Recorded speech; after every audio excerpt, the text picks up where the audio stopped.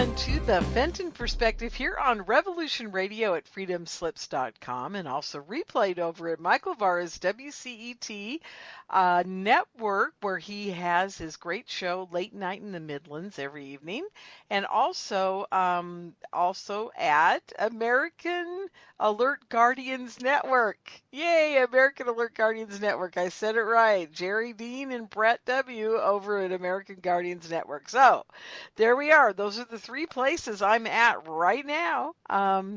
So there we go. Revolution Radio, WCET, and American Alert Guardians Network. So happy to have you guys with me here today. I'm your host, Lorian Fenton. Dick Larson is my guest. He is my Maitreya man, and I haven't spoken with him for quite some time. It's been at least half a year, I think, maybe longer. Dick, how are you doing? I'm well. Thank you, Lorian. Good. I'm glad to hear it. Now I gotta mute for a minute so I don't yawn on you. Hold on. Yeah, I've had too many wild things going on in my life. I think I need a week off. I think I'm just gonna do bookkeeping for a week and keep my mind focused on numbers. Well, that's one way to get away from it all. Yeah, that's my only vacation right now is work. Yeah. Well, it's really great to be back on with you, Lorian. We've done several shows, yeah. and I'm really glad to be back on your show. Thank you for having me. Oh yeah, no problem. I love it when Jason emails me because he does it like clockwork. Yeah, Jason is my producer. Yeah, he's wonderful. Yeah, he's pretty reliable. Yep, I really like him. He's great. Yep. So anyhow, what's been going on with the group? Now, the name of the group is International. Thank you. I always go international sharing. Yeah, share like SHARE, Share International. And it's a group of volunteers around the world, and I'm one of them. And all of us volunteers were nobody special. And you know, it's interesting, Lorian, that's what allows me to do this work, is the fact that I'm not famous. I'm not a public figure. Because if I was famous, then people might believe me just because I say stuff. And that would be an infringement of their free will. But since I'm nobody, I can't infringe people's free will. They won't just automatically believe anything I say, which, by the way, as you know, Lorian, is how I usually start my interviews anyway. I let my audience know there's a couple things I ask of them.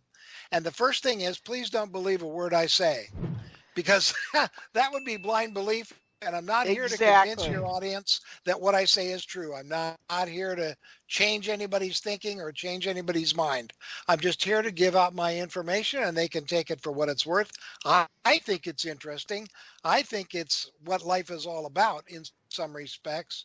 And so I think it can help give people hope for the future. The second thing that I ask of my audience is please try to keep an open mind. I know that can be challenging because we've all developed our belief systems, and they're very dear to us. They're very personal, and so I'm not here to attack your belief system at all. Just try to keep an open mind and kind of let any of my information, if you've never heard it before, just kind of let it sit in your lap like a brick. You don't have to defend against it. You don't have to agree with it or do anything with it. Just kind of let it sit there so you can think about it later. And the other thing is that people always want to know the source of my information. So I like to tell people the source of my information is something called the Ageless Wisdom. The Ageless Wisdom is a philosophy, a living philosophy, not a religion, that has been handed down to humanity over the eons by different teachers. The two latest ones to reveal the Ageless Wisdom to humanity were Alice A. Bailey, who lived in the 1930s and 40s and wrote about 20 books, and Benjamin Creme, who I knew quite well, who traveled the world from London, traveled the world for about 40 years, giving out some of the information I'm going to give out today. He passed away a few years ago, about 5 years ago. So there are lots of us that are trying to continue to get the information out to people so people have some hope in these really dark times. But he's the source for a lot of my information. He has about 17 books on Amazon.com. I'm not here to sell books, but if people want to follow up, he's got books on all different kinds of titles, and you can check them out. So that's the source of my information. I interviewed Benjamin Creme 3 times on television, and did a lot of work with him, attended a lot of lectures with him, did a lot of meditations with him over the, 30 years now that I've been involved in being a volunteer for Share International. The final thing is there's a magazine called Share International. It's a monthly magazine. You can click to it on the website, which I'll give you, and it has no advertising. That's because Benjamin Creme, who was the chief editor and started the magazine, didn't want to be owing any obligations to anybody. He wanted to be able to say his truth for what it was and not have people upset with him, and not advertise. So there's no advertising. It's solely based on people subscribing. I think it's like $35 a year or something like that for 10 issues. Oh, that's pretty good. Yeah. I like that. That's a we good try fee. to keep it affordable. Yeah. Yeah. Now, I've I had so many questions pop up since the last time we talked because of COVID and everything.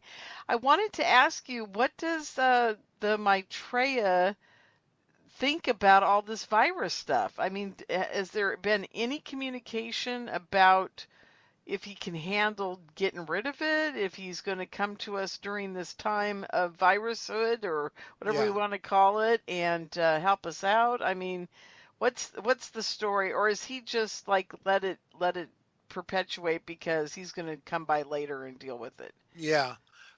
First, I should probably tell people who Maitreya is. Yeah, that would be a good idea since I already know. Yeah, you do. And I'm happy to answer your question. So if I forget, please remind me.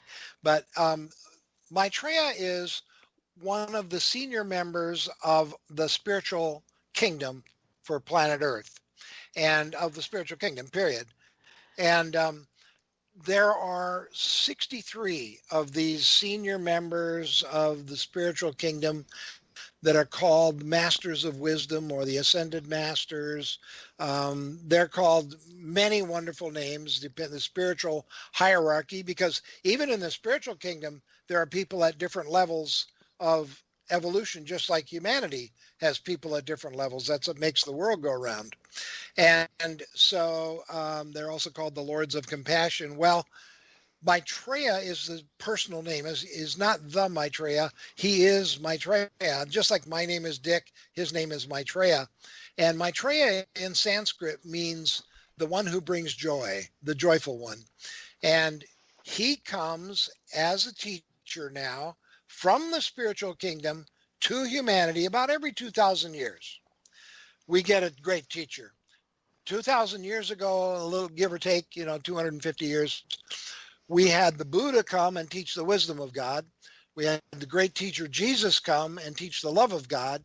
And now it's been 2,000 years. It's time for another great teacher, because about 2,000 years, humanity grows enough in consciousness that we're ready for the next lesson. You know, when the student is ready, the teacher appears. That's an old saying. Well, he's here now in a physical body, waiting for the best time to come forward to humanity openly. His base of operations is London, but he can travel all around the world and be in 30 places at once. The masters are masters because they're masters over themselves, and they're masters over the physical kingdom we live in, like gravity. They're not subject to gravity like we are. And they can bilocate, correct? Yes, they travel by thought. Yeah. And so, yeah, and they can appear right in front of you, shake your hand, you can touch them, they can pat you on the back, smile at you, talk to you, and sometimes nobody else sees them except you. And sometimes everybody sees them, and then they can just disappear.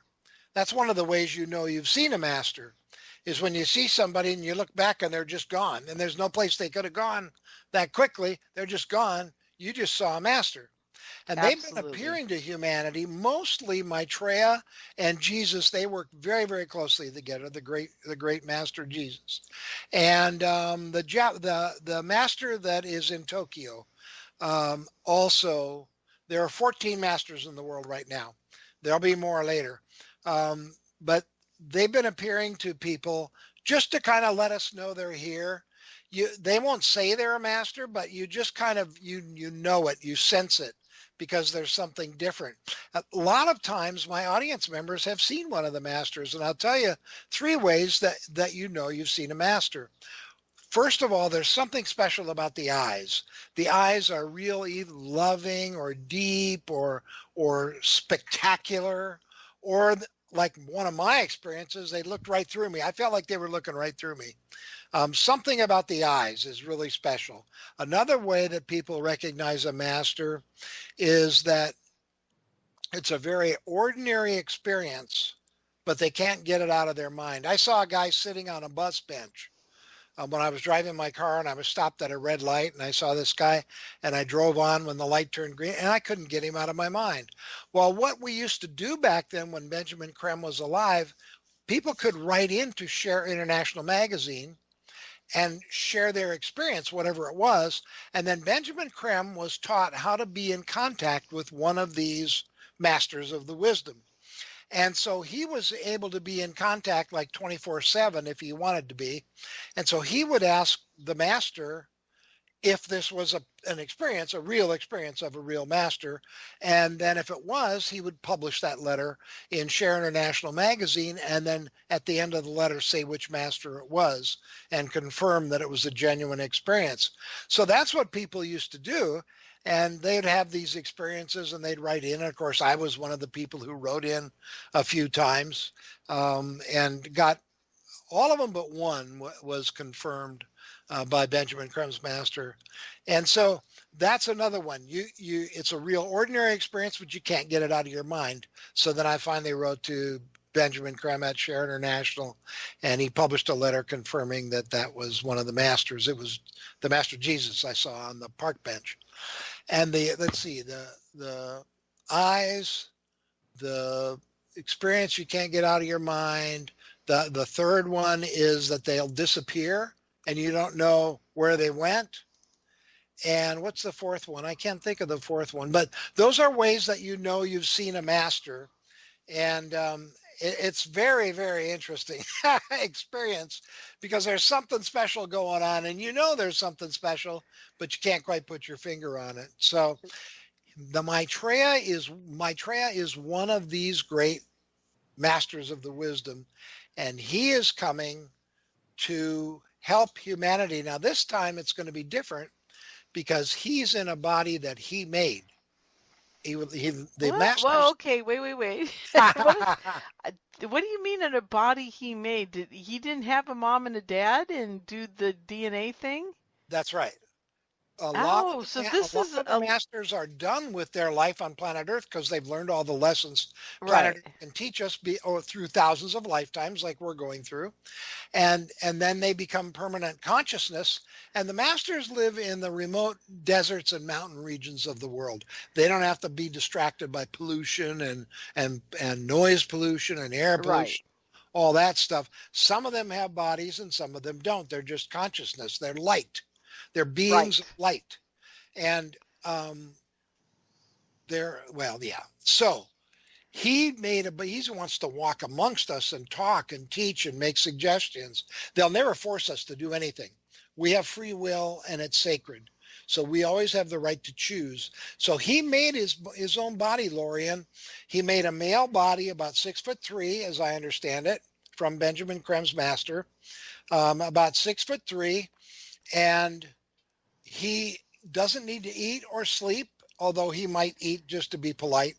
He doesn't need to eat or sleep. He works 24 hours a day with energy work. Most of his work is energy work, sending different energies out into the world to help change the world, to help bring peace, to help create unity amongst humanity, to help us realize that we're all brothers and sisters of the same God, one God by different names, but one God, and so on. So he made this body. He can't be killed or destroyed.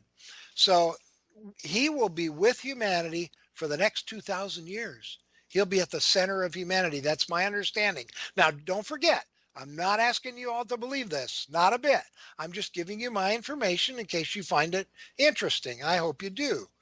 He's going to be at the center of humanity. So when we come back in our next life, Lorian, he'll be right there at the center. And because we've heard about him, we'll go, that sounds familiar. I'm interested in this guy.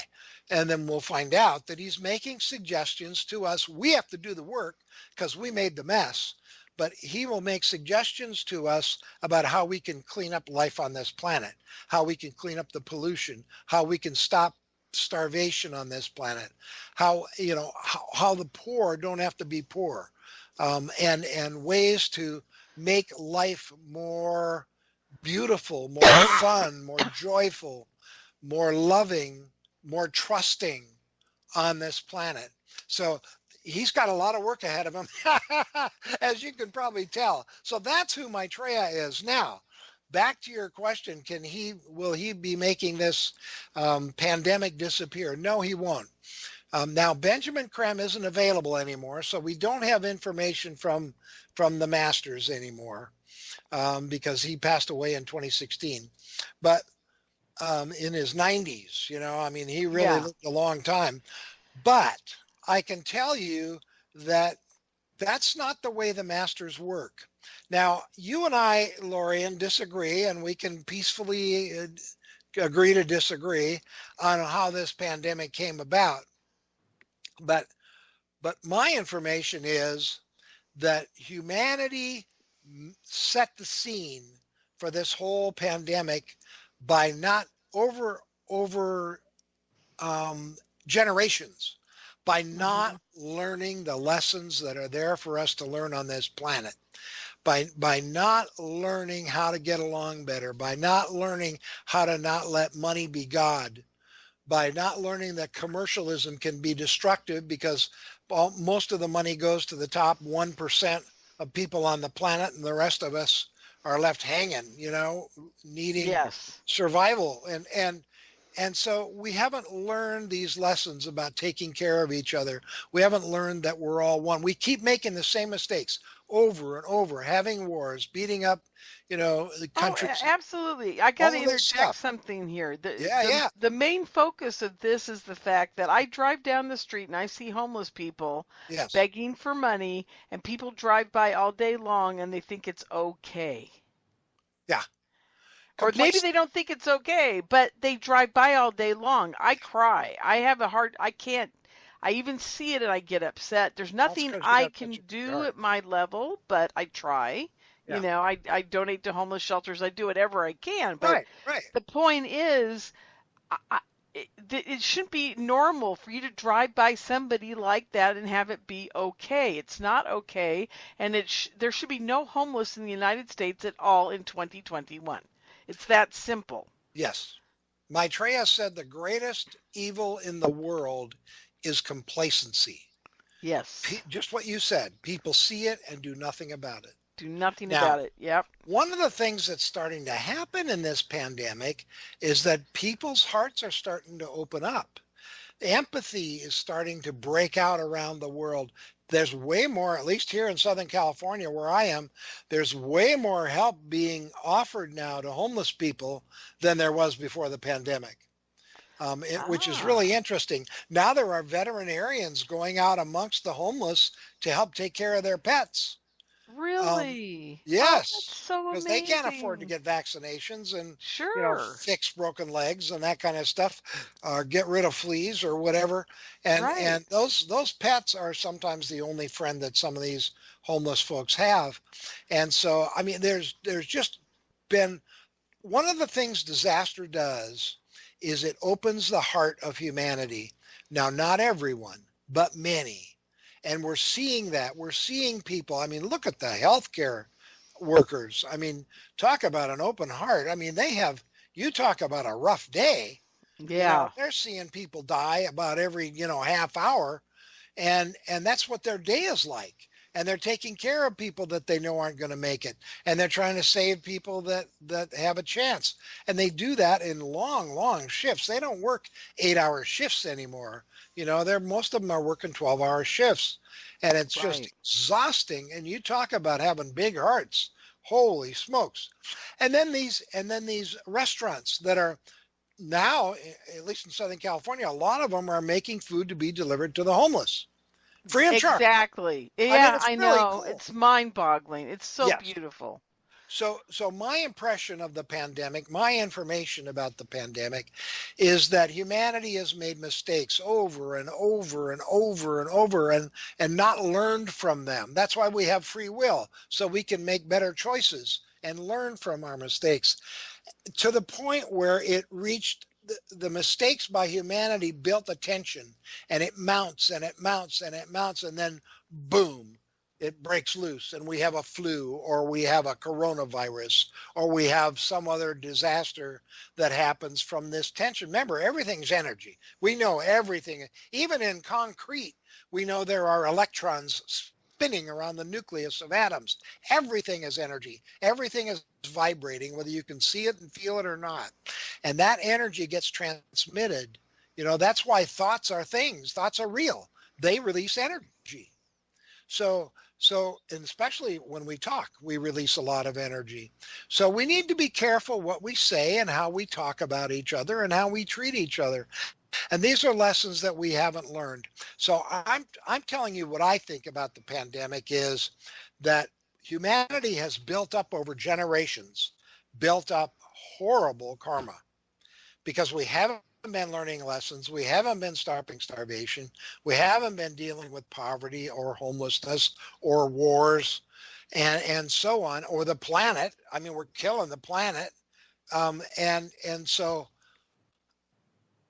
we have a terrible karma right now. Well, Maitreya comes to teach us how to make this wonderful, glorious, beautiful, peaceful, joyful, loving world over the next 2,000 years. It's not going to happen in a year, but it is going to happen according to him. And according to Benjamin Crumb's master, this planet, one of the great laws of God is the law of balance. And however bad it's been, that's how good it's going to get. Well, humanity can't have life that good until we clean up some of our karma. Boy, And isn't that the truth? I think that's You the will never purpose get of an the argument pandemic. with me about that one. I'll tell you what. Well, I think that's the purpose of the pandemic, is to burn up a lot of this horrible karma that humanity has, which will set us free to have a wonderful future. Now, it's horrible when you're burning up a bad karma. I mean, it's a terrible experience, and I think that's part of what this is all about. Is that we have brought this on ourselves by not learning lessons over the generations, and now it's time to pay the piper. And so we're going to pay the piper, and that will set us free, and that will set the masters free, Maitreya and the masters free. It will clear a way for a brilliant future. And that's why I think, Maitreya won't wave a magic wand and make it go away. First of all, he didn't cause it. We did, I think. Yeah. And secondly, because we caused it, we have to clean it up. We have to Correct. take the right actions. We have to take care of each other. We have to start paying attention. We have to get vaccinated. We have to do, whatever it takes to get rid of this thing ourselves. We have to do the work. And they're not going to wave a magic wand. They're going to let us do it, so that in doing so, we burn up that karma and pave the way for a beautiful future. That's one of the things that World War II was about. One of the things World War II was about was getting rid of a lot of karma through a lot of death and suffering to pave the way for the world teacher Maitreya to come now. And so that's the way nature works. You clean out the old and you bring in, and it makes way for the new. Nero, in back 2,000 years ago, I used to teach adult Bible study, and in the book of Revelations, it says the beast 666. Well, if you look at the footnotes, if you have a good study Bible, they all say the same thing. I've got several. They all say the same thing. They all say 600, numerology was big back then. 666 are the numbers in the name Caesar Nero. He was the beast 666. He persecuted tons of Christians and all other kind of people, and he almost single-handedly destroyed this huge, almost worldwide Roman Empire. And he destroyed the Roman Empire and paved the way for Christendom and for Yes. Jesus and Christianity in the world. And so that was another case of a lot of evil and bad things happened, but it cleared the way for Christendom in the world. And so that's kind of how it works. And I think that's part of what's at play now with the pandemic. So no, I don't think Maitreya is going to wave a magic wand and make it go away. Well, that's sad, but it's Long answer okay. for a I short understand. I understand why he can't do that because we've got to deal with it ourselves, and I get that. Now, let me ask you, is there a book out there or a coloring book or anything with all 63 of the masters in it? No. So I know what they look like. Do we know their names? Well, they have Sanskrit names. So I don't know all the names. I know a couple of them, a few of them, but I can tell you who they are. I can give you some idea. I think it's a good question. Here are some of the people that used to be people that have gone through evolution ahead of us and become perfected human beings, which is where we're all going, Lorian. We're all going to eventually learn the lessons that this life has to teach us and this planet has to teach us. And once we do that, we don't need to take a life anymore because there's nothing more to learn being a human being on the planet. Then we become permanent consciousness. You could call it a permanent spirit, a permanent soul, whatever you want to call it.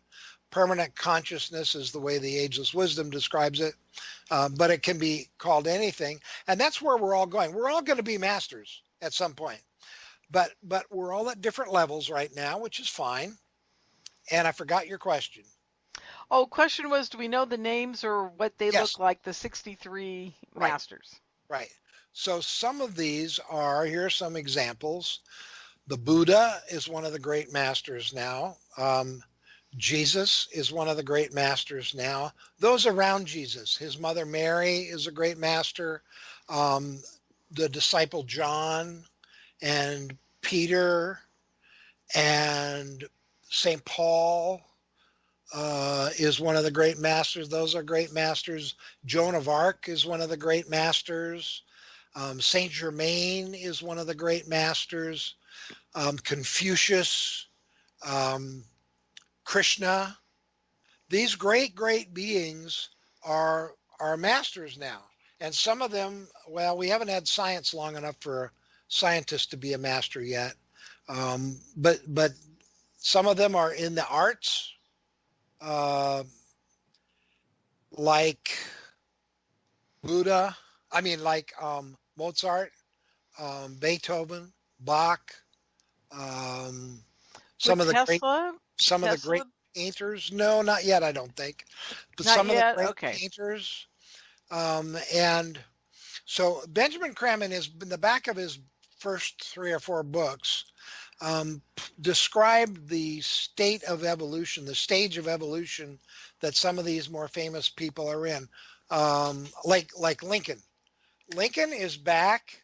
He's one step away from being a master. He is in government, according to Benjamin Creme's master. I think this is so interesting. He is in government in a kind of an obscure, behind the scenes governmental position. And he has an office from which he can see the Lincoln Memorial. Isn't that cool? That is cool. I like that. Oh, I love it. And does he even look like he did at that time? No. Oh, no. No? Okay. No. Completely different bodies, and just like you and I mean, you and I may come back as women or men or African American or Asian American. We don't know, Yeah, that's true. I've been all of it. I already know that. I've seen all those lives. So absolutely. We have been, by the time you're a living soul, you've pretty much been every race and sex and marital situation, married, single, grandma, grandkid, all of that stuff.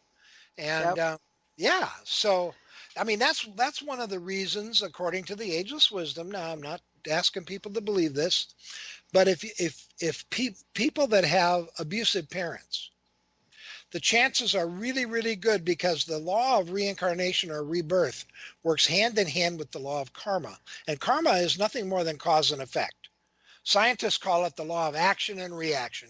For every action, there's an equal and opposite reaction. That's cause and effect. For everything that happens, there's a cause. Well, um, one of the ways that they work hand in hand is that if you abuse somebody in this lifetime, you can choose in your next lifetime to be born in an area where they'll be around in their next lifetime and they can abuse you. And now the scales are balanced. Now you don't need to have them in your life anymore in, Right. in future And I lifetime. totally agree with that because I've Yeah, been there, done that, and I knew when I was burning that karma off. And it's funny you say that, though, and I'll tell you why. If you got a quick second here of between course. the Here we go. Maitreya talk, when I was in Catholic school and I was in the third grade, Oh, a nun, which is quite amazing because she's saying the same thing you are, which I didn't realize until today. This is wow. cracking me up. A Catholic nun sitting in the front of the room. Now, what I didn't know is that she had talked to my babysitter earlier that day and sat us all down to tell the story of somebody at the school that wouldn't go to sleep when the babysitter told them to. Okay. And she brought this up and said this, and she also said, if you treat your parents badly, your children are going to treat you badly. And I thought about it, and I raised my hand, I stood up, and I said, well, then my parents must have been pretty bad to their parents because I'm not so good to mine. You know? There you go. So it was kind of like a three-prong reaction to karma there because it if my parents were bad to their parents, then I'm bad to them. Does it all work out in the end where we all burn it off? How does it work after 3 or 4 generations? I don't know, but Yeah, I it thought it was does. interesting now in my old age that this nun even had a concept of what you do unto others can be done unto you threefold kind of thing, you Yeah, know. yeah. Well, Jesus taught karma the same way. He said, as you sow, so shall you So reap. you reap. That's That's right. karma. That's all it is. Cause and That's effect, right. karma. Yeah, it's taught in every Exactly. major religion, and so you got to think there's got to be something to it, you know. So if you want people to be thoughtful about you, then you need to be thoughtful of others. You know, if you don't want people to cut you off in traffic on the freeway, then you need to not cut people off. And that's exactly how it works. I mean, it's that direct, you know. Yeah, it is It's that pretty direct. it It's is. pretty It's pretty instant. cool. I call it instant karma, just like Sometimes the it old is. 60s songs, you know.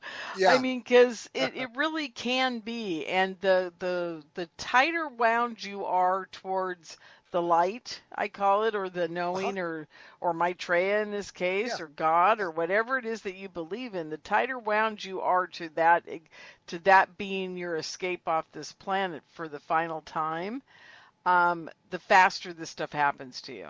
You Sure. know, it's Sure. just Well, it my speeds up too. life. Yeah, it speeds up. It's crazy. I mean, I have been saved. I now counted it at least 7 times from death. 7 times. Wow. And point blank been told, you've got work to do. It's not your time to leave here yet. Cool. So, if that's what's going on, then how quick is my transfer out of here? I hope it's pretty quick because I've had 7 jobs so far, because Yeah. every time that I've been brought back, I've done something.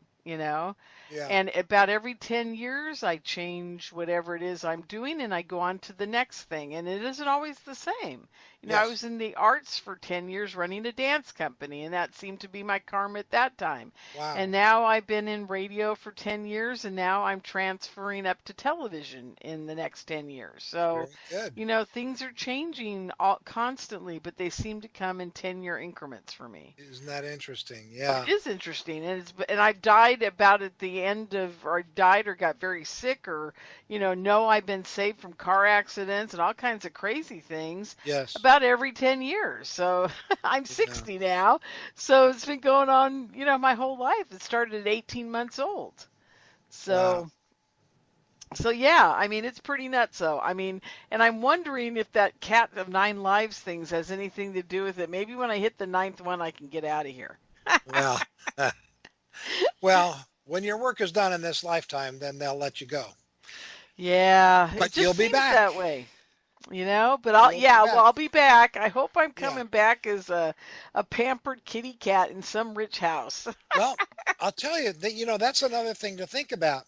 We all know people who, no matter, they're not particularly godlike people or anything, but they always land on their feet. No matter what happens, nothing bad comes of it. They That's they true. always seem to land on their feet. We know people like that, and I they do. through no real effort of their own. They just come out of these situations. They lose their job, and they very Unlike quickly me. find another job that pays more. That kind of thing. Yeah, And unlike me, I have to work at everything I get. those are people that really suffered in their previous lifetime. Maybe they were blind, maybe they were crippled in some way, handicapped in some way. Maybe they were abused really badly through their whole life or most of their life. Those are people, that's when you get kind of what I call a Teflon lifetime, is because of all Yeah, of that, you get a kind of a free lifetime where you just always land on your feet, and it's not because you earned it in this lifetime, it's because you earned it in a previous lifetime. So when I I see agree. those people, I used to get real jealous of them and say, how come they get to, they're nothing special, how come, and well, I don't do that anymore because the law of karma has taught me how that works.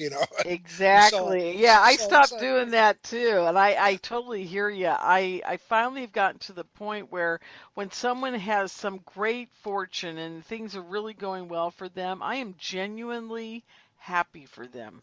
Genuinely happy Good for you. because I know how hard it is to get to that point and the suffering. But it takes years, it takes wisdom, it takes almost dying a few times to get to that point too. Yeah, and You know? that's why when we come back in our next lifetime, we come back in groups. We don't realize it, but we do, because there's these people that were around us in our previous lifetime where the karmic scales aren't balanced yet. Either we were nasty to them and they owe us, or we were kind to them and they were nasty to us.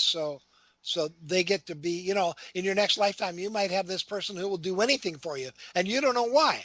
Well, it's because they have a huge karmic debt with you and they need to pay it off. They don't know this consciously, but their soul knows it, and their soul is urging them on to these actions. So we reincarnate in groups until we even the karmic balance scales with these people, and then they drop out of the group. We don't need them in our lifetimes anymore. And the whole purpose is, by the time this ends, that we are balanced. Now, the law of karma is administered by three great lords in the spiritual kingdom, and that's their job. Their job is to make sure that the law of cause and effect never fails, that it always works out, so that we each can get rid of that karma and grow and grow and grow in consciousness and in awareness, and evolve. That's our job. Our job is to evolve, to spiritualize ourselves, to act more and more like our soul wants us to. And thank goodness the soul is eternally patient. Well, because some I'm confused about the three what did you lords of call karma, them? lords of karma, Yeah. yeah. Tell me more about those Well, guys. they work for God, Okay. just like all the people in the spiritual kingdom do. These are Right. senior members of the spiritual kingdom, and their job is to administer God's law of cause and effect, to administer the law of karma. So they're able to keep track of each person and what each person does and what they should get back. So if somebody's really, really nice, they make sure that people are really, really nice to them. And if they're really mean, they make sure that they get their meanness back at some point in their life, or they get cut off in traffic, or they get, whatever. They keep they have this consciousness. I mean, can you imagine a consciousness where you're aware of what everybody on the planet is doing moment to moment? I can't even wrap my brain around that. But that's what they Well, do. And that's what they what's interesting, you're making me laugh. Do you remember the movie Beetlejuice? I do vaguely. I saw God, it. there's that scene where he goes up to the social services department where you get to go back to your next life or whatever. And there's these crazy dead people in there trying to Oh yeah. determine whether he gets to have a good life, a bad life, or whatever. That's the scene I'm seeing here now, but it probably in a much better light. Now, would you consider these angels? No, they're No. not Okay. angels. The angel kingdom is a separate kingdom from humanity. Oh, how cool is that? Yes, Now, yeah, we're going it's to a hit a separate. break here in about 1 minute, is Okay. my guess. A good Maybe longer. example, a good Yeah, go example ahead. of karma and rebirth is the movie Groundhog Day. I love that movie. Because as long as he's mean to people, he gets in trouble. The That's minute he true. starts helping those little old ladies and he starts doing good things, catching the kid falling out of the tree and all that, then good things start happening to him. And finally, she falls in love with him, and that's his ultimate reward because that's what he wants. But that's a good example of how we keep coming back in another lifetime, time after time after time. Yeah, that's it. Okay, Dick, you're going to mute. I'm going to mute, and we're going to be right back, folks, right after these breaks with Dick Larson. Welcome back, everyone, to the Fenton Perspective here on Revolution Radio at freedomslips.com, replayed over at Michael Vara's Late Night in the Midlands Radio, WCET, and also over at the American Guardian Alert Network with Jerry Dean and Brett W. So I'm really happy to be on all the networks, but I do have to say, you guys, Revolution Radio is my home. It was the beginning of my career, if we can call this a career. I'm not sure what it is, but it was the beginning. And they've been there for me all along. It'll be 10 years in October, I think. Yeah, I think it's going to be 10 years in October. And yeah, it's been a wild ride. Or maybe it was 10 years last October. I don't know. Started in 2011, probably September, October, I think.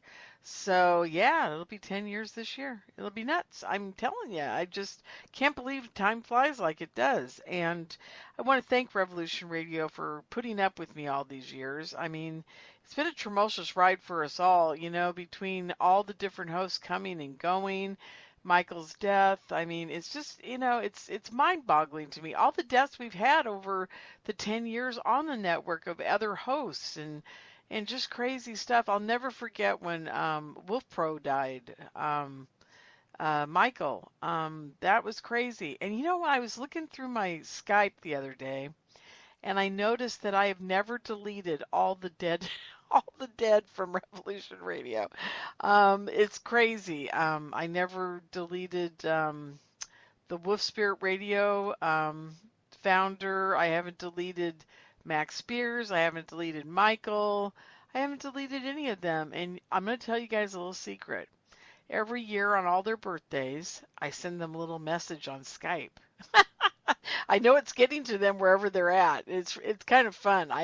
Every year I'll get in Skype and I'll type happy birthday to them and I'll send them a little emoji, and I know they're getting it wherever they're at. So that makes me feel good. At least I'm doing that. I've kept Michael's Skype up and the whole bit. I know no one's at the other end right now, at least on this planet, but at least they're all there in spirit. Now, having said all that, you guys know we're a listener-supported network, and I really do appreciate you guys helping us out here.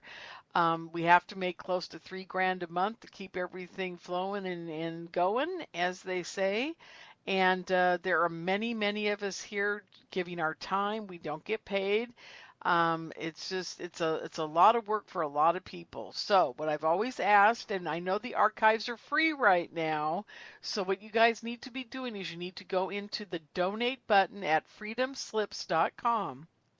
You need to get in there and you hit that donate button and you can do a monthly donation of 5, 10, 15, 20, whatever you can afford. But I think it's very important that if you're listening to Revolution Radio, even if it's just for my show once a week, even if you follow just me here, and you shouldn't. There's a gazillion other great shows on Revolution Radio. Seriously. I mean, I know half of the people here and they do amazing work, amazing research, amazing information is always sent out here on these airwaves at Revolution Radio. So what I'm trying to tell you is, even if you're just following following my show, $5 a month is what I'm asking you guys to do for me, for the network. It's not going in my pocket, it's going in the network's pocket, and at least that $5 a month from my followers can help support at least the broadcasting of my show. And I think that's super important. So you guys, please help out Revolution Radio. Make sure we don't go the way of the dodo. I mean, seriously, I've never seen so many networks dying on the vine as I have in the last 4 years. It's been absolutely amazing how many networks have died. A few have come back. Most of them are gone. They're kind of being sucked up by, it's weird to say, but like YouTube and yeah, it's there's a lot of weird things going on about their around, broadcasting. So I do hope you guys support us. We really need it, and thank you so much for listening to my show and being a big supporter here. Even $5 a month, it changes everything for us. So help us out. Thank you very much. I really appreciate you guys. Thank you. Okay, back to Dick Larson and the Share International. Is it shareinternational.org? It is. I'll give you the website. I have a couple of them I'd like to give out. Okay, great. We have Share, SHARE, International, all spelled out, no hyphens, no nothing. Just Share International, SoCal, SOCAL, that stands for Southern California, .org. Share Okay. International SoCal.org. And the other one is the international website. Now you can click through to the international website from the Southern California one, but the other one is www.share-international.us. Oh, okay. That's the US one. And then the international is www.shareinternational.org. And is there a hyphen in that one as well? Yes. Okay, so always share-international.org or share-international.us. So we can get Right. to the US or the international, and if we want to get to you in your Southern California There's no version dash. thereof, no dash, SoCal. shareinternationalsocal.org. Perfect. There's Okay, I really got good it. information. There's videos, there's audios, there's all kinds of information about Maitreya, about good things happening in the world, about the masters, about the ageless wisdom. I have a couple things on the SoCal, a couple videos on there. So yeah, it's a good website. It's interesting. Yeah, it is very interesting. I visit it periodically. I do. I have fun there. Okay. Now, what I need to talk to you about now, you said the angels live in a different realm. What kind of realm is it? Is it another dimension? Are they No, a different type of alien entity? And I want to talk about those too, as we usually do. And yeah, just more information about angels because I love my angels. angels are their own kingdom. They're not in a different dimension.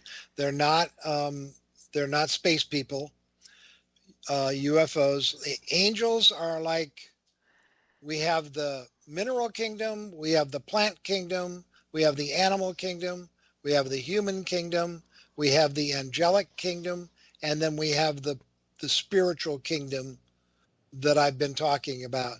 The angelic kingdom is parallel to the mineral, vegetable, animal, and human kingdom. For example, there are little teeny angels. The Ageless Wisdom calls them devas, D-E-V-A. The Okay. Devic kingdom is the angelic kingdom. There are little teeny angels that you can't see that are responsible for the health of plants, for example.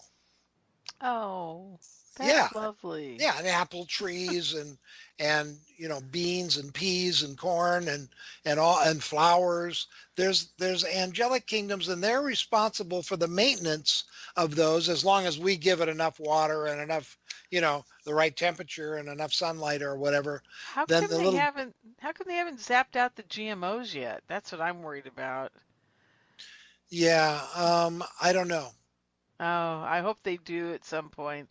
Well, anyhow, yeah, that's And then fascinating. And yeah, go ahead. there's angels that are our counterparts in our physical body.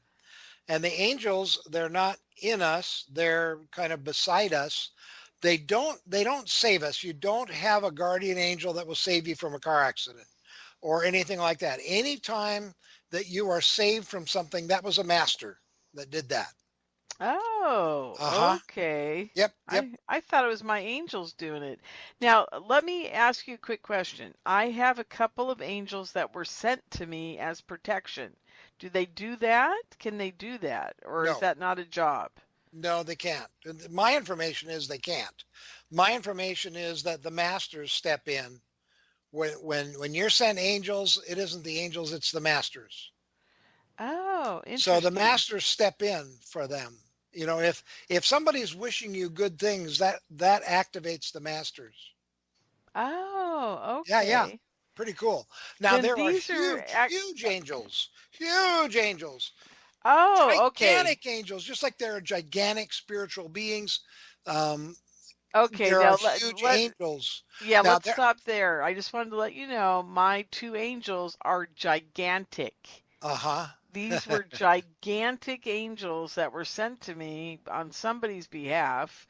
And these guys, yeah, they take great care of me. So if Well, if you they're see them, angels, they're angels. If they're guardians and masters, then that's great too. I don't care.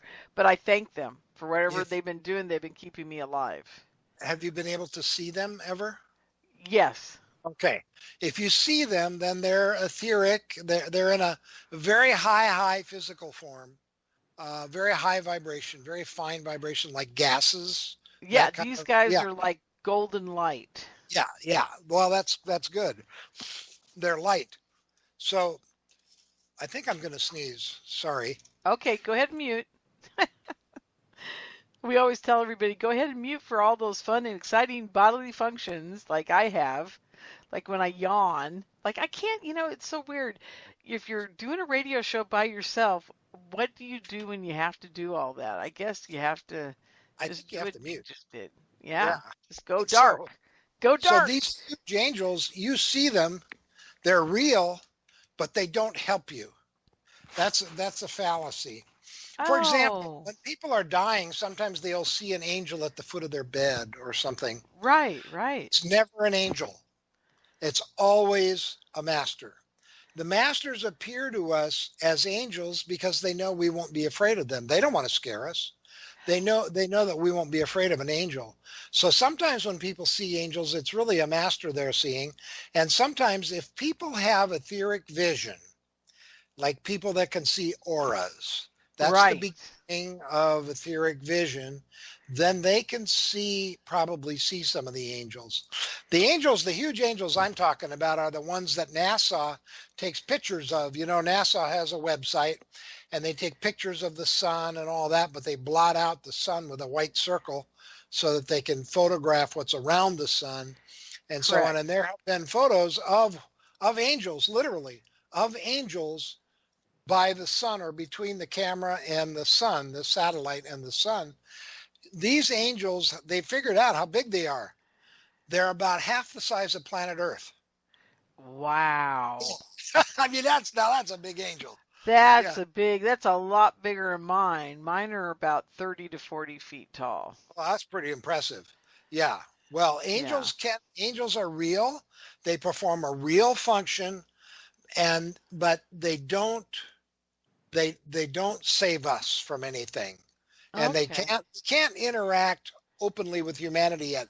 Now, Benjamin Creme, his master, said that there will come a time when the angels will be working hand in hand with humanity, our counterparts, and we will become blended, and when us and the angel will be one. But that's a ways off yet. So for right So now, if they do blend with us, we will become a higher consciousness being. In other words, uh, yeah, with they can only blend. their help, right? We can only blend with them when we are higher consciousness. That's right. Uh, Ah, okay, he cool. said we will become the divine hermaphrodite. We will be half human and half angel, and That we is will so cool. be more sacred than we are now. We're all sacred. We just don't act like it. a We lot of the certainly time. don't. We're talking earlier about empathy, and Yes. that is the problem. If we don't start getting our empathy back, and I truly believe, Dick, and I know maybe you don't agree with me on this, but I believe there is severe mind control, and I believe that the 5G, the cell phones, I believe all of this is a severe program to breed out empathy so that we are capable of killing each other without remorse. I believe this has been a plan by the evil on this planet for a very long time. And I do Well, believe there's evil here. What do you think? there is evil. There is evil, and the Maitreya and the masters have to fight with these. Just as there are big angels, there are Yeah, huge evil beings. There's I no agree. devil, there's no Satan, but there's huge um, evil beings, just like there are huge angels. And what the masters have to face them and fight with them, and in order to help humanity.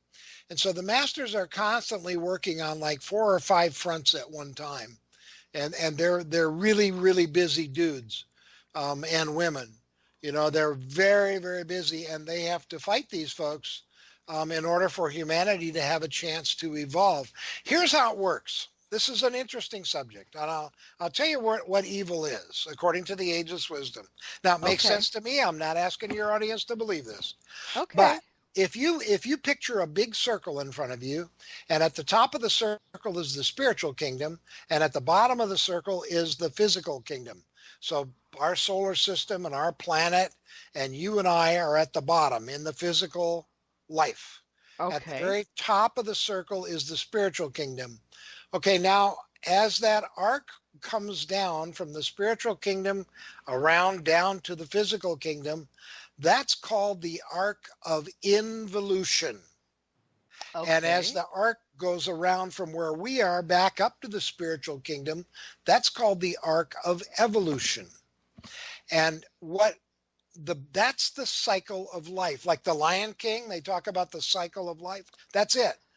Everything that's physical came out of the spiritual kingdom, and everything that's physical will ultimately return to the spiritual kingdom. That's the cycle of life. And that's true for a human being or an ant or a solar system. On every level, they say as above, so below. It's the Right. same on all levels, and that's how it works. Now, there are great forces, the good guys, the guys with the white hats on, that help us evolve, that go from that bottom cycle around the left side and back up to the spiritual kingdom. There are huge forces, beings that help us with that path.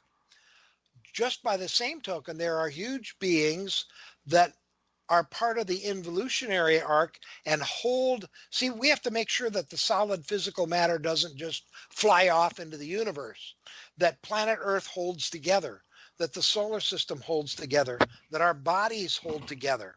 Well, what's Right. doing that are these involutionary forces. Here's the problem.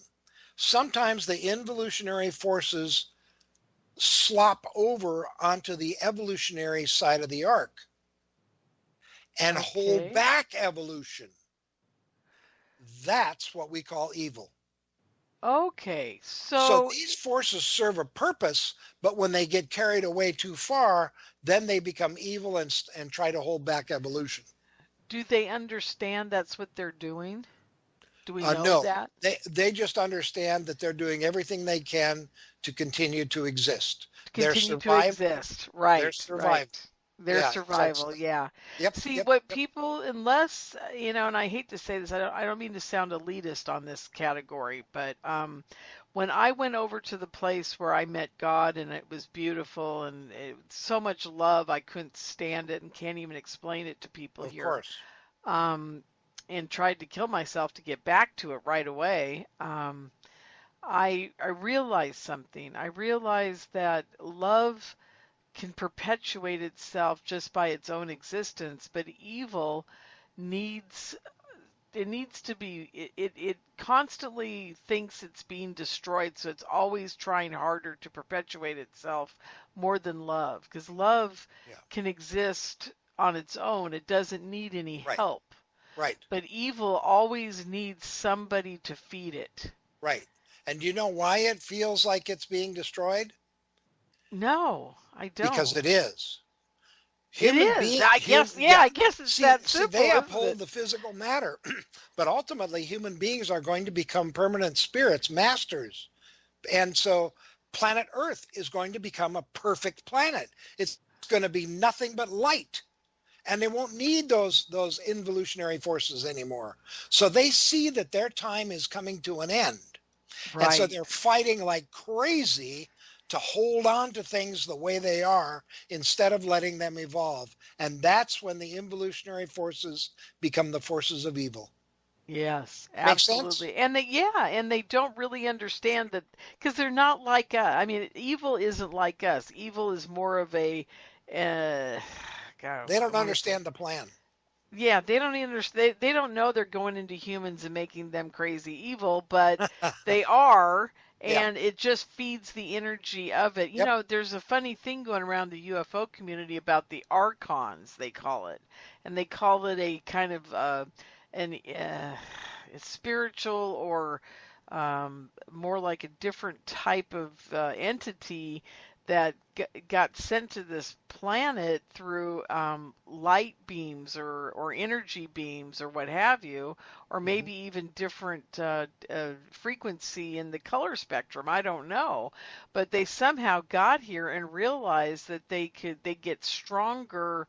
Not on a physical level, but on a hive mind kind of consciousness level, by inhabiting us and feeding off of our bad energy.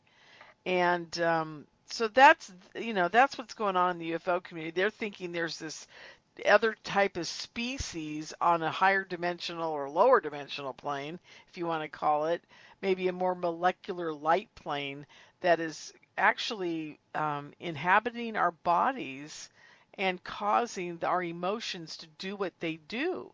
Because some people, Dick, they just wake up one day and they realize they've done some really horrible things and they have no idea why they've done them. They're not common, these people, Right. but But I don't think that comes from outer space. I think that comes okay. from the forces of evil on our planet because Well, here's the yeah, but thing. they're here. But see, I think what people are trying to say is they came from an outer source. They weren't just they are here on Earth now. I agree with you on Yeah. that. But they had to come from somewhere. Do you think they were here on Earth all along with us, Well, or? sure, they're part of the plan. They just don't know it. Ah, They're part of the okay. plan because that's how people come into physical existence through their energy. Ah, We're a okay. spirit, and then somebody on the planet makes a fetus, and then somewhere around 2 to 3 months, the soul from the spiritual kingdom attaches itself to that fetus based Right. on the advice of a master where they should have their next lifetime, and then that fetus is born, and that soul attaching itself and becoming part of the physical being is the involutionary forces. So they serve a purpose. They're part of the plan, except when they overdo it, and then they're part of evil. They try to take, if people will let them take over, they will take people over. That's what they did with Hitler. Oh, He exactly. let the dark forces in, and when people do that, they love it because it gives them a chance to demonstrate their power. And so Correct. that's what happens. If people are on the dark side and let the dark forces in, it's very hard to get rid of them. It And they is, and can I do a lot of agree. evil. And the more advanced you are when that happens, the more evil they can work through you. Hitler, for example, was quite advanced as an evolved being, but he let himself get taken over by his desire for power. And the dark forces saw that desire for power and said, "There's our doorway. In we go." And And they and I just think totally took it Aleister over. Yeah. Crowley was another person like that as well. I think Crowley started out as a good person, and I think he really was onto something. But when he started letting that I am little gray ET and his notions of how to manage people and what to do with them, in other words, take control, a lot like Hitler, but on a much smaller scale, he really unleashed some really evil energy into this planet. Um, And can they do that? Can they unleash anybody who puts their mind to it, like through these supposed satanic rituals and what have you, where they're Yeah. supposedly injuring children? And I'm not going to go into all the gory detail, but do you think these satanic rituals are set up to help unleash more and more of this evil energy that lives with us? Yes. There is such a thing as black magic. It's the Okay. opposite of white magic. White magic is what the masters do when they perform miracles. When a statue bleeds human blood, a statue of Mary, or Yeah. cries human tears, that's white magic. The black magic is real, and I want to warn your audience to stay away from it as much as they can. Yep. One because it's real. It's like when as you know, I was a drug and alcohol counselor, and I ran a treatment program in Pasadena. Right. Right. And when I did that, I told my patients that you can have any kind of spiritual program you want or no spiritual program at all, but you cannot have a satanic practices on this premises. And That's if you right. do, you will have to leave, because it's real. That energy is real. And I'll tell you something: if people want to avoid this, is according to Benjamin Creme and his master, Ouija boards are one of the Oh, yeah. ways that the dark forces get into people's mind. And you don't mess with Ouija boards. Just don't do it. They're too easy of an entry for the evil forces. So, but there are rituals that are real and they're evil. For example, Benjamin Creme said that now the masters have tried to get rid of a lot of that black magic, but there was a time when people could literally through an invocation by saying a chant and doing a couple things, they could turn a human being into a pig, literally. I believe that. Now I now absolutely that's believe black that. magic. Yeah, you want to stay Yeah. away from that stuff. Yeah, Very, very nasty. people think I'm very gullible and that I'm not very bright when I say that, but they haven't experienced the evil and the love that I have in my life, and I Yeah, know the power that is out there. yeah. And Dick, in my life, I've manifested a rabbit. If I can manifest a rabbit, and that was a 6-year-old kid just praying because she loved a rabbit, imagine what evil could do if it knew what it was doing. If you let it in, yeah, absolutely. Yeah. Yeah. So I Ah. really don't want to talk about the dark forces anymore because the more you talk about them, the more energy you give them. Exactly. So Exactly. I totally agree. That's why I never usually bring them up at all, but yeah, I thought it was important that our audience understand that it is real, no, it's real. It's It's real. very Go real. stay with prayer and meditation and service. The royal road to spiritual growth is meditation and service. Now, meditation is not for everybody, and if it's not, you won't know until you try it. But I suggest you try it. But if you don't, then pray. Prayer and service. By service, I mean service to others in any way that appeals to you. There is no right way to serve. There's a million ways to serve. And how you serve is you see a need and then you fill that need. You can serve by walking across the street and picking up a piece of trash on the street as you walk by it and dropping it in the next wastebasket you come to. That's service. Or you can serve by donating money. Money is not evil. Money can be a great spiritual tool if it's used right. You can donate money to homeless shelters or to a disease, the cure for a disease, or you can donate clothes, you can help volunteer for organizations as service, or you can just serve people by being kind to them. One of the things that Maitreya comes to teach us some things that I'd like to talk about those if we could. Sure. Go But right ahead. one of the things he comes to teach us is harmlessness. How powerful it is when you don't hurt anybody. I always tell people, just imagine the whole world, nobody hurting anybody. Forget all the Wow. love stuff. Just nobody hurting anybody. It'd be a different world. I mean, wouldn't it be a great place to live?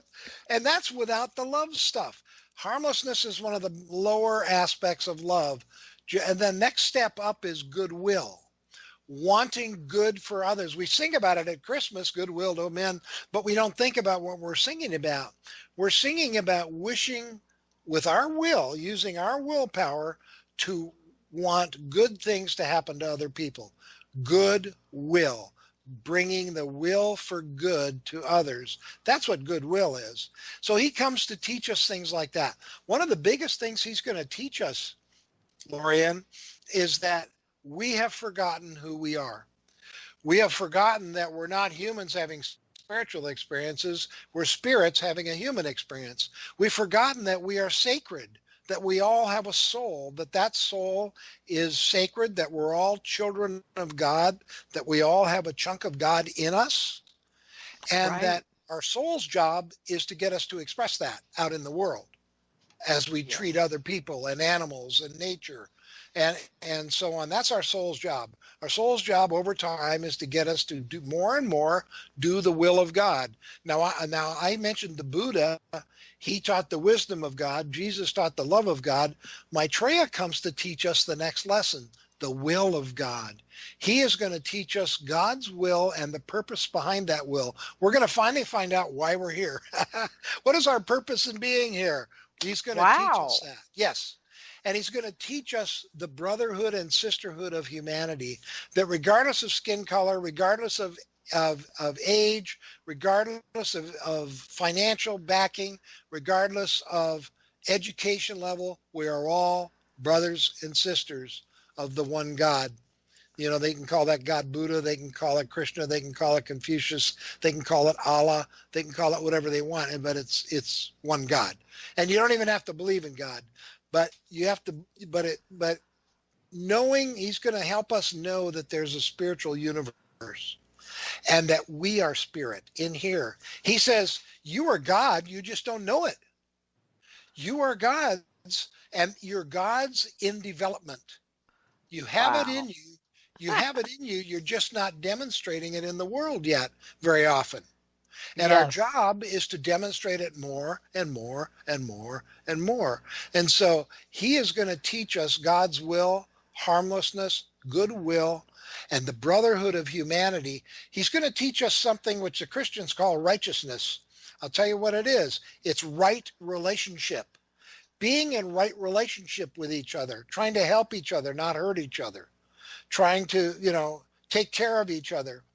We can't ignore what's happening on the other side of the world anymore. We saw that when we ignored what was happening in China. Boom, it spread across the whole world. That's I mean, right. this world has gotten very, very small now. Yes, it has, hasn't it? Boy, I'll tell you Yes. what. Yeah. Yeah. So we need to take care of each other wherever we are. We need to be more aware of each other. Food. Um, when there's not enough food, we should share it. That's what a family does. If a family of four has enough food for three, they don't decide which member of the family they're going to starve. They Right. share it so that each member has enough to get along. Well, that's what he said we need to do in the world. He said that's the answer. It's the only thing we haven't tried. That's the answer to the world's problems. And he said, here's how it's going to work. The United Nations is there for this purpose, but they don't know it yet. But the United Nations is going to get a department that will take an inventory of the production of every country in the world.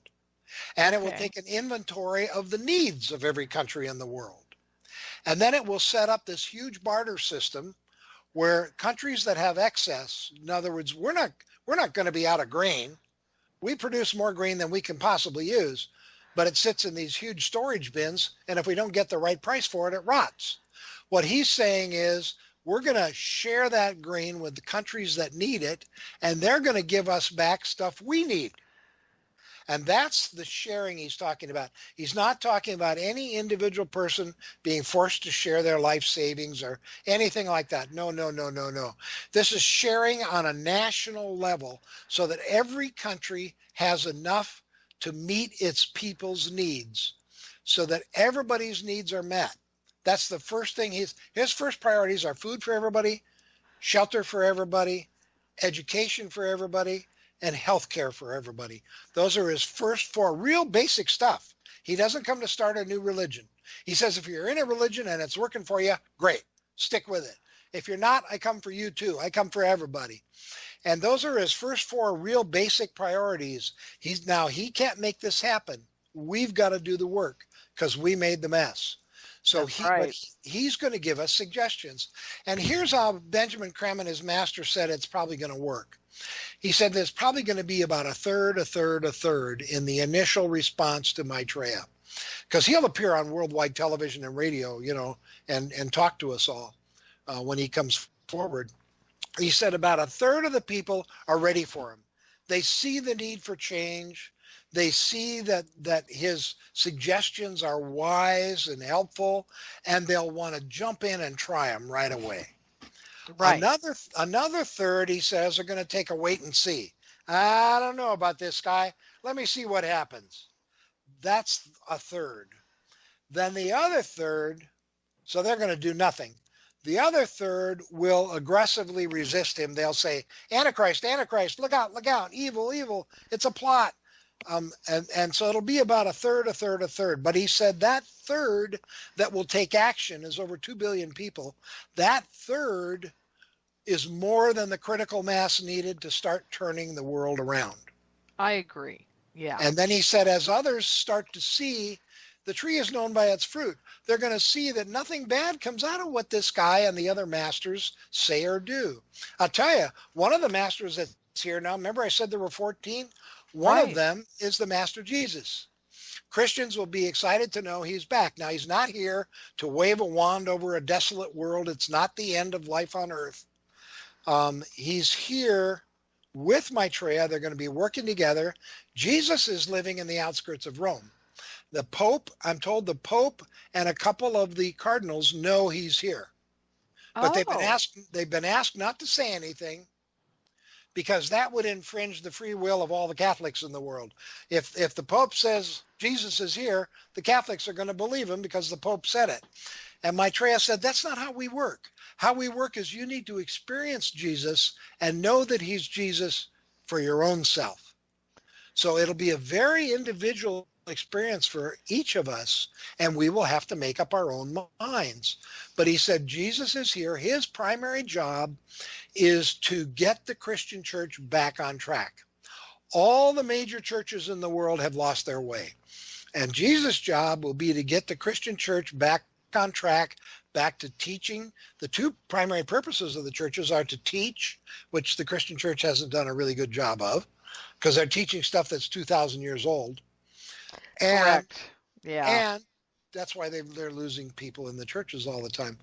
And to heal. And the churches do almost no healing at all. So Jesus is going to make suggestions about how to do this. And there'll be no more popes, Lorian. This is the last pope. Jesus will take his rightful place at the head of the Catholic Church, which is the largest church in the world. Christianity is the largest religion in the world.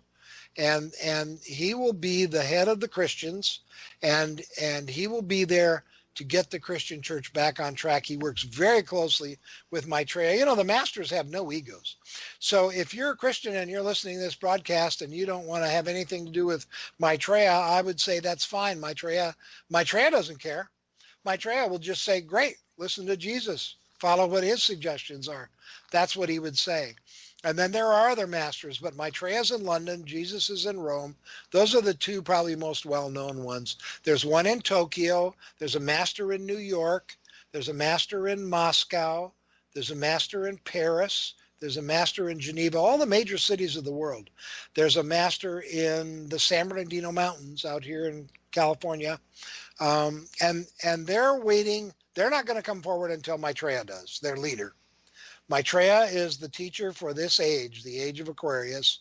He'll be here for the next 2,000 years. And once he comes forward, he'll be like introducing Jesus on TV. You'll see them both on TV. He'll say, this is my brother, the wonderful master Jesus. Jesus will say, this is my brother, the wonderful master Maitreya. And every master has their own area of specialty that they'll work in. We'll be getting advice from masters in every aspect of life: finance, education, healthcare, food distribution, every aspect, government, politics. They'll be giving us religion.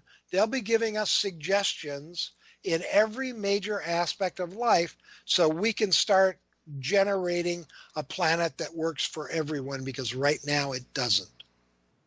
That is so true. Now, you bring up so many questions for me.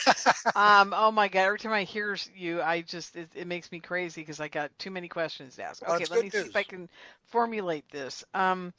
If the UN is going to be helping them, are they going to help them distribute or lead, or how is the UN going to be involved with them at all, and why do they need them? Because if they're all powerful in that kind of quote unquote all powerful, do they really need humans in an organization to help them? Yes, And they do. because because we have to do the work. They Okay. can't do the work. It's not their problem. You So know, they they can guide the UN into a direction and help them. absolutely, there'll be a master working directly with the UN. The UN was created by the masters on purpose. It just Oh, hasn't had a chance to blossom yet. One of the things that's going to happen is we made a mistake with the UN. We created the Security Council, which is 7 nations that can veto anything that comes from the General Assembly. The, right. the General Assembly of all the nations, all these representatives of the whole world, they vote on something, they decide they want it for the world, and any single country in the Security Council can say, no, it's not going to happen. Right. That's what's screwing up the UN. The Security Council will be dissolved. It will go away. And the That United, makes so much more yep, sense. I've yep, been saying this for years. I'm saying, why do we even have an organization when the seven biggest powers in the world decide the fate of all the small countries? that's right. And You that's not, know? it's not the way it needs to be. So the UN will become a forum for every country to pass out their complaints, their problems, their issues, and they'll all discuss it and they'll come up with solutions. And there'll be solutions generated by the world's representatives, as it should be. There'll be no one world government. The UN is not going to become a world government. It's going to serve the separate countries of the world. The master said that every nation has its own personality, just like people do, and that Right. those personalities contribute to the whole of planet Earth, of our world. And so they're necessary. You can't get rid of countries. These countries are important because they all contribute their piece to the whole. You know, it's the unity of differences. That's what the future is going to be. You know, we're all different. We're different races, we're different levels of education and so on, but we can work together. We can take care of each other. We can be kind to each other. You know, the world is going to start, the world's governments are going to start building safety nets for people. Like if you lose your job, you're going to have a universal basic income that will give you enough money so you don't get thrown out of your home and so you can put food on the table for your family and gasoline in your car so you can go look for Okay, jobs. wait. Let's stop there. Okay, Okay. because I have a real aversion to this universal income, but Yeah, from your side of it, it sounds like it might be a good thing. I believe that there is a balance for this universal income, as they say. I've been saying this for years. What I've been saying, Dick, is this: very simple. Anybody over 40 right now, maybe 50, was not trained in computers. They don't even have a clue what goes on with the computer system and how our world is being run right now. Our world is run by electronics, ones and zeros, and it's that simple. It's not a service-based world anymore. It's not an agricultural world. It's not even a manufacturing world. It is truly everything manufactured comes from a program. right. Okay. So it is completely run on what this new version of blockchain is, okay? And most people don't even understand that. And so the problem you've got is anybody over 40, 45 deserves to just be given an income, let them retire, let them have a hobby, let them make jewelry. I don't care what they do. Or They they do can have work. to contribute, or they don't have to work, or they can start a trout farm, or they can do something that contributes to society on many levels that has nothing to do with how the world is actually running itself behind the scenes. Okay? Because they don't get it. They will never get it. They will never be No, but able they to. could sell clothes at Pennies, for example. Yeah, They could do, if they they can want do extra income, they can do that. exactly. They can Yeah. do whatever they want. Treat them with respect. Don't kick them out. Don't make them homeless. Don't, ruin their lives over the fact that they're going to be replaced by a 20-year-old because the 20-year-old knows what's going on. Okay. I Yep. mean, I'm being very basic here as you get it, Yeah. but Yeah. I mean, the point is we just got That to would be a do good that place to for start. everyone, That you would be a know? good place to start. It would be a great place to start. You Yep. know, all the homeless I see out there, they aren't under, most of them now aren't under 40 or 35. There's very few young homeless. If you look at the homeless population, they're mostly 40 to 60 to 80, you know, and the older population is pretty much not seen. They're the ones that don't get out and about much. But if you look on the streets, the average age is 40 to 60, and that's because they can't keep up with what the job world is requiring of them Well, right now. that's actually not what the studies show, Lorian. I'm Oh, sorry to really? disagree with you. Because okay, then no, that's fine because I Prior was to the looking. pandemic, the studies show Yeah. that 85% of the homeless have a mental illness that's not being treated and that's preventing them from holding a job or Oh, keeping a home. Yeah, okay. and we need to help these people. We need to serve these people. If they were on the right medication, half of them would be able to get a job, assuming there's no pandemic, and Right, keep a right. job. But they're not, and they get no help whatsoever, none. Well, and it isn't part of that, and if we're going back to these people could be able to work, isn't it that they're getting $12 an hour when a studio apartment in Orange County costs $3,000 a month to rent? Well, I mean, seriously, that's someone's a got to big part help of the these problem is guys. greed. Yeah. Absolutely. Corporate greed. So back to Share International, the Yeah, 6v3. God, I just looked at the clock. We only have 10 minutes left in the I show. know. I just can't believe how fast this is going.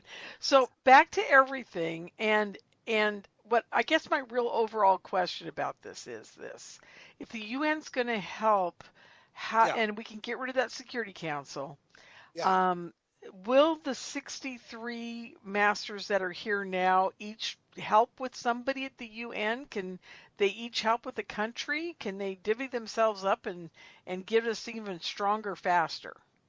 No, I don't think because there won't be 63. But by the end of this age, at the end of the next 2,000 years, there'll be about 40 masters on the planet in physical bodies, men and women, Okay. masters, helping humanity in every aspect of life. But there'll be a couple and a couple senior disciples as well, very, very evolved people like when Jesus was around, Yeah. John and Peter and Paul, those guys were senior disciples. They were very, very advanced, way beyond the normal humanity. Well, there'll be at least one master and probably a couple and some real senior disciples that will be helping the UN get off on the right foot. But here's the thing, they'll also have the army and the military. The UN will. Ooh. You see, the masters aren't pacifists. They're realists. And they know that every once in a while for the next, 30, 40 years, these little dictators are going to pop up and they're going to need to be put down. And instead of the U.S. just going in and bombing people, they're going to bring in the UN, which will have representatives from the major countries of the world. And it'll be a united force. And they'll go in and put the dictators down. And then they'll go back and there'll be peace. And so that'll all be done through the United Nations. Food distribution will be done through the United Nations. Benjamin Crumb's master said that within 2 years of Maitreya coming forward, there'll be no more starvation on the planet because we have surplus food all over the place, 14% per capita surplus of food. It's just not getting distributed. And when it does go to some countries, the dictators take it all. So once he said, here's what's going to happen. Sharing, once we share from nations sharing with other nations and meeting the needs of the people, when you share, you start to build trust. And Right. when you build trust, then you have peace. And he said, that's the method we haven't tried yet is sharing. He said, sharing is the primary answer to the world's woes. And we're going to try it. And it's going to be, nations are going to have, through the UN, are going to get excited. See, when Maitreya comes forward, he's going to inspire us. He's not just going to show up and say, hey, I have some ideas. Benjamin Kraft's master said that Maitreya is going to, in our mind's eye, he's going to give us a vision of the past. You're going to see it like you're watching TV. Only it'll be better than that. You'll be in the middle of it. You'll be able to smell it and hear the sounds. Oh yeah, You'll I've been there, done yeah, okay, that. and you know. Yeah. I know. Yeah. Everybody's going to have that experience. Can you imagine? And we will see where humanity lost our way, where we got off the path and away from the plan. Then he's going to give us a vision of the future, the wonderful, glorious, peaceful, loving, plentiful future that humanity has in store if we choose wisely and take the right actions. We're all going to experience that, and he will give us that experience as a way to motivate us, to inspire us to action, and to follow his suggestions and give them a try. You know, just try it. Just try this. See what happens. And when we try it and it works, things are better, then maybe we'll follow more suggestions. So he's going to give us these experiences, and then he's going to tell us who we really are. And he's going to give us an experience of ourselves and of our own love. He said, you will feel God's love in you like you have never felt it before. He said, it will be so powerful. It will be as if I physically embrace you. Oh my And God. when we feel that love, we'll know what we have to give that we haven't been giving. And we'll be open to receiving it from others more than we have been. Nobody knows the power of a master of the wisdom, especially of Maitreya. Nobody knows how powerful these beings are, what experiences they can give us, how they can just make you cry from the feeling of love that's in you. And there he said there'll be a lot of tears. He said there'll be a lot of tears and there'll be a lot of church bells ringing after he comes forward to humanity. Well, and then we will all have to make up our own mind whether we want to follow his suggestions or not.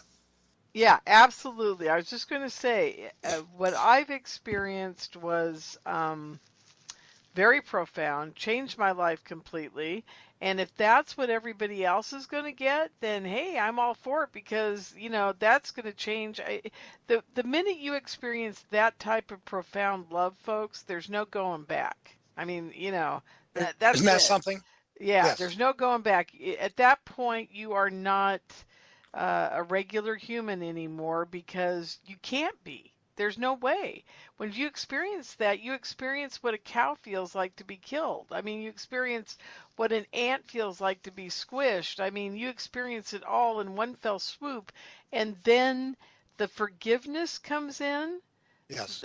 God gives, or God, or who's ever given us this, you know, this overwhelming sensation of love. It Yeah. starts out with the horror of it, and then he goes to the forgiveness of it, and then the love impermeates every strand of your DNA, and Wow. then you can't be the same again because you've lived through it all in a fraction of a second. Yeah, I haven't had that experience, but that must be really something. It's mind-boggling. It's just, I mean, Yeah. there's no, and I'm so amazed that they made me come back after experiencing that Yeah. Yeah. because it's really tough to be here. Yeah, I've heard you It's, don't want to leave. yeah, you don't want Yeah. to leave. I did not want to Yeah. leave, but they That's what I've basically heard. said you got work to do. Yep. Yep. There you Yep. go. You're going back, and you know, Well, it's interesting. So yeah. if the, Yeah. Dick, what you're saying is we're all going to get to experience that, Yes, right? maybe not all at once. His original plan was for all of humanity to experience that at once when he came on television, because he was going to come on. Now he still may, but sometimes the masters have to change their plans based on things we do or don't do, um, Or because how we have free ready we will. are. Yeah, maybe Because we're we have just not free. even Yeah, close to yeah. being ready like But we his plan thought. was to come on TV and address all of humanity on television and radio. And one of the ways you'd know it was him was that you would hear his words in your head in whatever your native language was, but his lips wouldn't be moving. He wouldn't be speaking. Telepathic communication to Right. everybody on the planet over the age of 14. And then sending out his love so that we would feel it and people be crying, feeling that love, feeling so loved like they've never felt love before. And Right. then when he's done with addressing humanity, giving us a glimpse of the past, a glimpse of the future, telling us a few things that we have forgotten, like how sacred we are, how holy we are, how we need to act that way and treat each other that way, that everybody you see is sacred, no matter whether they're smoking a cigarette or drinking a beer or homeless or not, or rich. They're sacred. Everybody you see, he's going to tell us things like that. Nobody knows how long he's going to talk. Nobody knows how long this is going to, when this is going to happen. But then after that, when he's done addressing humanity, the plan was that there would be press reports from around the world that while he was speaking, addressing humanity, hundreds of thousands of people were miraculously healed. And in those Wow. 3 ways, you would know that this is the world teacher and that you've had your own personal experience of him. And, you know, the spiritual people don't really have a sex, but Yeah, he'll we be in got a male like body. 20 So seconds left in the show, so give the websites out again real quick before the music starts. I will. Share, SHARE, International, SoCal, SOCAL.org, or share-international.org. That, so you can get lots more information there. One of the websites is in the process of being updated. It's old, but it's full of information. So thank you so much, Lorian, for having me on. Oh, And this is I, wonderful. I want to Thank thank your you. audience for their open mind and their willingness to not believe this, but to just hear it. There's Oh, a lot of Dick, hope for the future, you guys. there is, and thank you so much. I really do appreciate everything you're doing, Dick. Thank you. Thank you very much. You're welcome, Lorian. Good night, everybody.